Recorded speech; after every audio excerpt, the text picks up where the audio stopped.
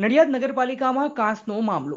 High court હુકમ મુજબ કાંસની સાફ સફાઈ કરતા કાંસમાંથી 10% જ સફાઈ થઈ શકી છે। વર્ષો જૂના કાંસની સફાઈ ન થઈ શકવાના કારણે અંદરનો કાપ સોલિડ થઈ જતા ટેકનિકલ સાધનોનો ઉપયોગ કરવા છતાં પણ પાણી ઝડપથી નિકાલ થઈ શકે તે રીતે સાફ થઈ શક્યો નથી તેમ ચીફ ઓફિસરે જણાવ્યું હતું। પાલિકા દ્વારા દરેક દુકાનની અંદર ખાડા કરીને સાફ સફાઈ કરતા તેની ત્રિજ્યામાં સાફ સફાઈ થઈ છે તે પણ 8 ફૂટના બદલે 2 કે 3 ફૂટ ઊંડું થઈ શક્યું છે કારણ કે કાપ સોલિડ થઈ જવાને કારણે સાફ કરવા માટે ભારે મશીનરીનો ઉપયોગ થઈ શકતો ન હોવાને કારણે આ સ્થિતિનું નિર્માણ થયું છે।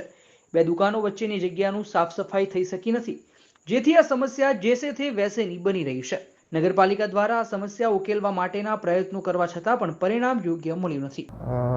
કાંસની જે સફાઈ કરવા માટે આપણને જે રીતે 15 દિવસની પરમિશન મળેલી એ મુજબ નગરપાલિકા દ્વારા હાલ મેન્યુઅલી આ કાંસની સફાઈ કરવામાં આવેલ છે જેમાં આપણને બહુ જ ઓછી સ્પેસ મળેલી હોય 10% જેટલી સફાઈ થઈ શકેલ છે કારણ કે 8 ફૂટ જેટલું એ ગેપ છે। ટોટલ કાંસ આપણો 16 ફૂટ પહોળો છે, 8 ફૂટ ઊંડો છે એટલે જે આપણે ઉપરથી ગેપ 2.5 ફૂટ કે 3 ફૂટના કર્યા છે એની અંદરથી મેન્યુઅલી સફાઈ કરીએ છીએ એટલે ગેપની નીચેના ભાગમાં જ આપણે સાફ કરી શકીએ છીએ, સાઈડોમાં આપણે સાફ કરી શકતા નથી।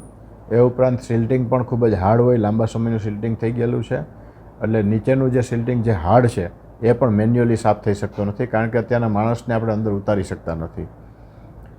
એ ઉપરાંત આપણે સુપર સક્શન દ્વારા સક્શનનો યુઝ કરીને અમદાવાદ મહાનગરપાલિકાના સાધનોથી પણ સક્શન કરવાની ટ્રાય કરેલી હતી પરંતુ એમાં પણ એક લિમિટેશન આવી જાય છે કારણ કે એની પણ એક લિમિટેશન હોય કે અમુક વિસ્તારથી ડીપમાં હોય કે દૂર હોય ત્યારે એ સાફ થઈ શકતું નથી। તો વધુ સાફ કરવા માટે શું કરશો, શું કાર્યવાહી કરશો? 10% થયું છે અત્યારના જે હાર્ડ સિલ્ટિંગ છે એને સાફ કરવું મેન્યુઅલી જ કરવું પડે ને આજે અત્યારના જેટલો આપણી જગ્યાઓ મૂકી છે એમાં મેન્યુઅલી કામ થઈ શકે જ નહીં। એ આખો કાંસ ખુલ્લો હોય તો જ આપણે આગળનું સાફ કરી શકીએ। બધું ખુલ્લો કરવા માટે આગળની શું કર્યો છે દુકાનોનું એ નીતિ વિષયક બાબત છે, પછી નગરપાલિકા દ્વારા નિર્ણય કરવામાં આવશે। અત્યારે 10% સાફ થયું છે એવું કાંસ? હા, અત્યારના 10 થી 15% વરસાદ પડશે આગળ હા સમસ્યા જે છે કારણ કે આ બહુ જૂની આપણી લગભગ 20-25 વર્ષથી આ સમસ્યા છે અને અત્યારના ખૂબ જ વધી ગઈ છે તો જ્યારે હેવી વરસાદ થશે ઇવન જે આપણે આગળના પોર્શનમાં જે નીચે પાણી પડ્યું રહે છે અમુક જગ્યાએ એ પણ સાફ થતું નથી એટલે આપણા સમગ્ર શહેરમાંથી જ્યાં જ્યાં આ પ્રકારના આપણા બોટલનેક છે બધી જ આપણે સાફ કરવી પડે, દૂર કરવી પડે તો જ આપણે કાંઈ બી આનો હલ કરી શકીએ। મારું નામ ચંદ્રેશ ગાંધી છે, હું નગરપાલિકામાં એન્જિનિયર તરીકે ફરજ બજાવું છું। શું કહેશો ખાસ કરીને આ જે દુકાનો છે દુકાનોની જે હવે સમય મર્યાદા પૂરી થઈ છે હવે હાલ અત્યારે શું કાર્ય જે છે તે કાર્ય ચાલી રહ્યું છે? હું આ બાબતે શરૂઆતથી વાત કરીશ। 11 તારીખે 10મી તારીખને સાંજે દુકાનદારો જે કોર્ટમાં ગયા હતા એનો સ્ટે હાઈકોર્ટે ઉઠાવી લેતા નગરપાલિકાએ 11મી તારીખથી કામગીરી ચાલુ કરી। કામગીરીના ભાગમાં શરૂઆતમાં જે 3 ઇન્સ્પેક્શન મેન્યુઅલ બનાવ્યા હતા એ ઇન્સ્પેક્શન મેન્યુઅલને મોટા કરવાની શરૂઆત સાથે અન્ય દુકાનોમાં પણ હોલ કરવાની શરૂઆત કરી।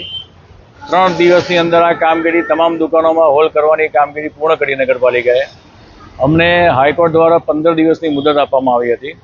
જુદા જુદા જે મેનહોલ અમે ઓપન કર્યા એમાં અમે સિલ્ટેશનનો પ્રકાર પણ જોયો, અંદર કોસ ઉતારી ઘણ મારીને પણ જોઈ લીધું। સોલિડ ટાઈપનું સિલ્ટેશન હોય આ બાબતે અમે ઇન્સ્પેક્શન હોલ બનાવ્યા ત્યારે પણ અમને અમારા ધ્યાનમાં હતું એટલે અમે એ બાબતને વધારે સારી રીતે સાફ કરવા માટે ધારાસભ્યશ્રીએ આપણા પંકજભાઈ દેસાઈ સાહેબે સીએમ સાહેબને રજૂઆત કરી અને અમદાવાદ કોર્પોરેશનની સુપર સકર મશીન પણ મંગાવ્યા કે જેથી હાઈલી ટેકનિકલી આ કાંસ સાફ થઈ શકે।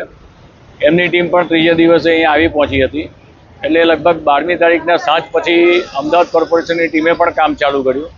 સાથે સાથે સમય મર્યાદાનું એક સીમા હોય અમે લોકોએ મેન્યુઅલી બકેટથી પણ કામગીરી જુદી જુદી દુકાનોમાંથી કરાવવાની ચાલુ કરી અને આજે લગભગ 23 તારીખ સુધી અમે ગઈકાલ સુધી અમે આ કામગીરી કરી છે અને એમાં લગભગ બધી દુકાનોમાંથી જે મેનહોલ અમે બનાવ્યા હતા એ બધા મેનહોલમાંથી મેન્યુઅલી બકેટથી જેટલું થઈ શકે એટલું અમે કરી જોયું। અમદાવાદ મશીનરી જે હતી કોર્પોરેશનની એનાથી પાણીની આવક હોય અને એના કારણે ટેકનિકલ પ્રશ્નોના લઈને એ લોકોથી યોગ્ય રીતે સાફ ન થઈ શક્યું એટલે 4 દિવસ પછી એ લોકો અમદાવાદ કોર્પોરેશનની ટીમ અહીંથી જતી રહી, પણ નગરપાલિકાએ જે મેન્યુઅલી ટીમ ગોઠવેલી હતી સફાઈ માટેની, અને એનાથી આપણે 23 તારીખ સુધી આ કામગીરી સતત ચાલુ રાખી. અને આપ જોઈ શકો છો, પહેલી દુકાનથી શરૂ કરી અને 18મી દુકાન સુધીમાં અમે લોકોએ મેન્યુઅલી સિલ્ટેશન કાઢેલું છે. અને આ કામગીરીમાં એક શરૂઆતથી 3જા દિવસે એક એન્જિનિયર તરીકે મેં જે જોયું અને એ પ્રમાણે મેં એ વખતે પણ સ્ટેટમેન્ટ આપ્યું હતું કે મેન્યુઅલી આ કામગીરી પોસિબલ નથી. તેમ છતાં બકેટથી હાઈકોર્ટના ઓર્ડર પ્રમાણે શક્ય તેટલી અમે સિલ્ટેશન કાઢવાનો પ્રયત્ન કર્યો છે. જો કાચને પ્રોપરલી સાફ કરવો હોય તો જેસીબી ટાઈપના મોટા મશીનરીથી જ આ કામગીરી થઈ શકે, અને જગ્યા પણ ઘણી ખુલ્લી જોઈએ. તો હવે આગળ શું કાર્યવાહી કરવામાં આવશે નગરપાલિકા તરફથી? કોર્ટના આદેશ પ્રમાણે અમારે 25મી તારીખ સુધીમાં તમામ દુકાનદારોને જે તે સ્થિતિમાં દુકાનો કરીને આપવાની છે. એટલે આપ જોઈ શકો છો, અમે ઢાંકણા લગાવવાની કામગીરી શરૂ કરી છે. સફાઈ કામગીરી ગઈકાલે પૂરી કરી, અને આજ 2 દિવસથી જે દુકાનોમાં સફાઈ થઈ ગઈ હતી ત્યાં પણ અમે કામ ચાલુ કરી અને ઢાંકણા ફિટિંગ કરવાની કામગીરી ચાલુ કરાવી છે. અને આવતીકાલ સાંજ સુધીમાં અમારો ટાર્ગેટ છે કે બધી દુકાનોને અમે પોતાની રીતે કામ કરી શકીએ તેવી સ્થિતિમાં લાવીને મૂકીએ. અત્યારે કેટલો બ્લોકેજ અંદર જોવા મળી રહ્યો છે? તમે જુઓ, 8 ફૂટ પહોળાઈ અને 8 ફૂટ ઊંડાઈ, આટલા અને 200 ફૂટ જેવો લગભગ કાચની લંબાઈ દુકાનો નીચેની ગણીએ તો, એમાંથી માત્ર 3 ફૂટ બાય 3 ફૂટના અમે જે મેનહોલ કર્યા એટલા પૂરતી જ અમે સફાઈ કરી શક્યા છે. 2 મેનહોલ વચ્ચે જે 8 થી 10 ફૂટનું અંતર રહ્યું એમાં એ કોઈ પણ ભાગ સાફ કરી શક્યા નથી. કાચની લંબાઈ 200 ફૂટ જેવી છે. 8 ફૂટ બાય 8 ફૂટનો જે પાછળનો ભાગ છે એમાંથી અમે જે મેનહોલ કર્યા 3 ફૂટ બાય 3 ફૂટ એટલું જ અમે સાફ કરી શકીએ છીએ. 2 મેનહોલ વચ્ચે જે બીજું 10 ફૂટનું અંતર રહ્યું એટલું પોર્શન અમારું બકેટ કે કોઈ પણ સાધન ત્યાં પહોંચી શકે તેવું ન હોય, અમે કામ કરી શક્યા નથી. એટલે ઓવરઓલ એવું કહી શકાય કે 10% જેટલી જ આપણે સિલ્ટેશન દૂર કરી શક્યા કાચમાંથી.